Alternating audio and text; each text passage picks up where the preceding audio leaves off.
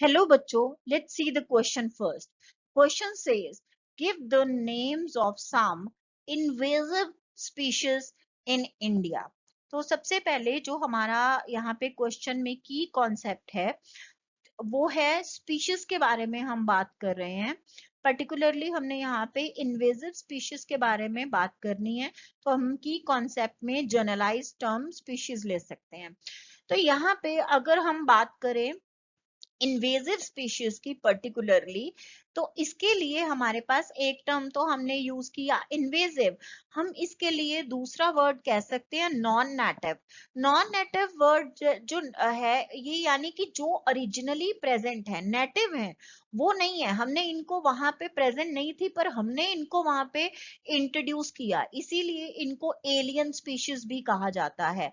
अब यहाँ पे इस स्पीशीज में कोई भी हम जो ऑर्गेनिज्म है, कोई भी इंट्रोड्यूस कर रहे ऑर्गेनिज्म प्लांट के फॉर्म में भी, मतलब कोई प्लांट की स्पीशीज भी हम यहाँ पे इंट्रोड्यूस कर सकते हैं उस पर्टिकुलर एनवायरमेंट में, या तो फिर कोई एनिमल की स्पीशीज भी हम इंट्रोड्यूस कर सकते हैं, वो वहां पे प्रेजेंट नहीं है। अब इस केस में हमारे पास जो हम बात करें, हम ये जो ऑर्गेनिज्म इंट्रोड्यूस कर रहे हैं ये एम्फीबियंस हो सकते हैं, यानी जो प्लांट पानी और लैंड दोनों पे रहते हैं।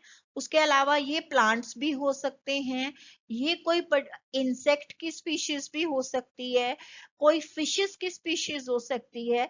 तो इस तरीके से हम कोई भी ऑर्गेनिज्म जो इंट्रोड्यूस कर रहे हैं, अब ये इंट्रोड्यूस कर क्यों रहे हैं, या तो इसका कोई इकोनॉमिक यूजेज है, इसको हम किसी इकोनॉमिक बेनिफिट के लिए कर रहे हैं, या हम ऐसे कह सकते हैं कि ये अगर हम इसको किसी और स्पीशीज के साथ कंपेयर करें, विद रिस्पेक्ट टू कोई कंपैरिजन किया हमने किसी पर्टिकुलर स्पीशीज के साथ, हाँ, तो उसके कंपैरेटिवली ये वाली स्पीशीज जो हैं वो हमें बेटर ऑप्शन दे रही हैं किसी पर्टिकुलर उसमें बेनिफिट में। तो हमने एक ये रीजन हो सकता है, कई बार ये just for a neutral purpose भी हम ऐड कर सकते हैं किसी भी एनवायरनमेंट में। तो इन स्पीशीज को हम नॉन इन्वेजिव कहते हैं। अब यहाँ पे इसका एक पॉजिटिव के साथ साथ ये अट्रैक्टिव भी लगती है, पर इसका नुकसान भी होता है। तो दे डू लुक अट्रैक्टिव हम कह सकते हैं, ऑर्नामेंटल वैरायटीज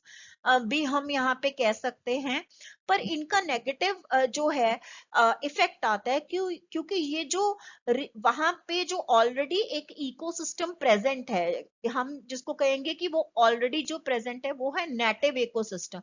इकोसिस्टम तो ये जो नेटिव इकोसिस्टम है ये उसको डैमेज करेगा, और ये डैमेज जो ये स्पीशीज करेंगी वो डैमेज बहुत ही क्विक होगा, बहुत ही फास्ट डैमेज होगा। उसका रीजन ये है क्योंकि ये वाली जो स्पीशीज हैं ये मेच्योर बहुत जल्दी हो जाती हैं, तो हम कह सकते हैं कि ये मैच्योर क्विकली हो रही है, और दूसरा ये रिप्रोड्यूस भी बहुत फास्ट करती हैं। तो अगर इनका रिप्रोड्यूस जो है, रिप्रोडक्शन बहुत फास्ट हो गया है, तो इनकी पॉपुलेशन बहुत जल्दी ग्रो कर जाएगी, यानी ये ओवर पॉपुलेटेड हो जाएंगी उस पर्टिकुलर एरिया में। तो डेफिनेटली फिर ये वहां पे ऑलरेडी प्रेजेंट स्पीशीज को नुकसान पहुंचाएंगी। तो अगर हम एग्जाम्पल्स की बात करें कि इंडिया में कुछ एग्जाम्पल्स अगर हम दे रहे हैं, तो उसमें एक एग्जाम्पल हमारे पास कुछ इन्वेजिव स्पीशीज की है। एक है अफ्रीकन एप्पल स्नेल। तो ये हमने यहाँ पे जो है एक इंट्रोड्यूस की गई है इंडिया में, इसको यूज किया गया। उसके अलावा वाटर हयासिंथ, ये एक प्लांट है, water hyacinth, this is the second example. उसके बाद हम लोग ब्लैक वेटल, थर्ड एग्जाम्पल। फिर उसके बाद ब्लैक मिमोसा, ये भी एक एग्जाम्पल हो गई प्लांट की। रोजी वॉल्फ स्नेल, ये एक एग्जाम्पल हो गया स्नेल्स का। तो ये कुछ एग्जाम्पल्स हो गई इन्वेजिव स्पीशीज की जो कि इंडिया में इंट्रोड्यूस की गई हैं।